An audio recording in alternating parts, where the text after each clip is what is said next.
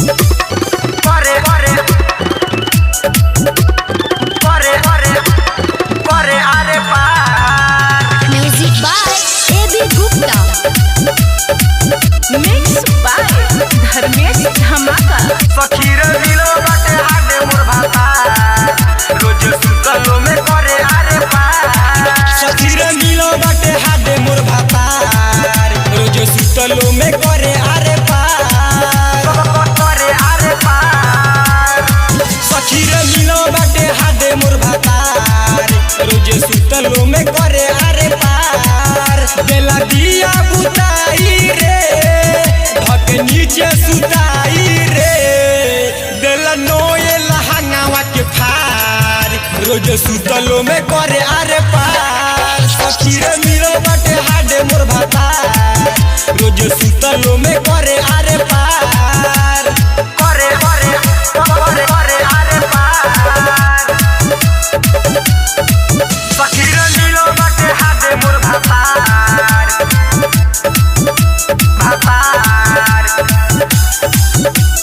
करे करे रोज सुतलो में करे आरे पार। बड़ी करे परेशान लागे ले ली जन बाटे के तना भूखाइल रे, हमरा बोरे लखी से धके गाले देला मिसे बाटे बड़ खखुआइल रे।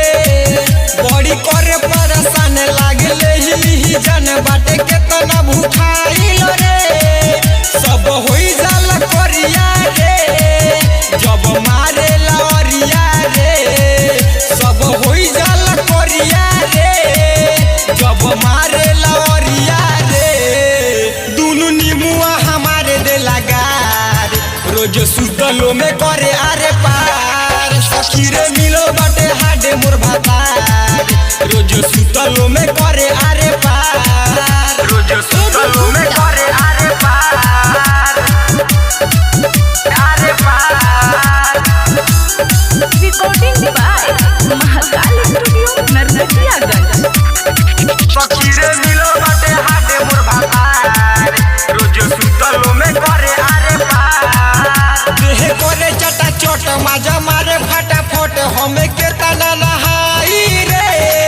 सखी रे जोरा जो ढेला हमके जबड़ी धरेला, ओकरा हरदम चाही रे।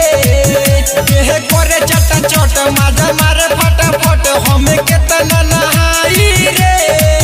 सखी रिपु भोजपुरिया रे, धके फोरे देला चुरिया रे। सखी रिपु भोजपुरिया रे, धके फोरे देला चुरिया रे। नहीं देखेला बजे को बोचार, रोज सुतलो में करे आरे पार। सखी रे मिलो बाटे हाडे मोर भातार, रोज सुतलो में करे आरे पार। बेला दिया बुताई रे, धक नीचे सुताई रे, बेला नोए लहंगावा के फार, रोज सुतलो में करे आरे पार। सखी रे मिलो बाटे हाडे मोर भातार, रोज सुतलो में करे आरे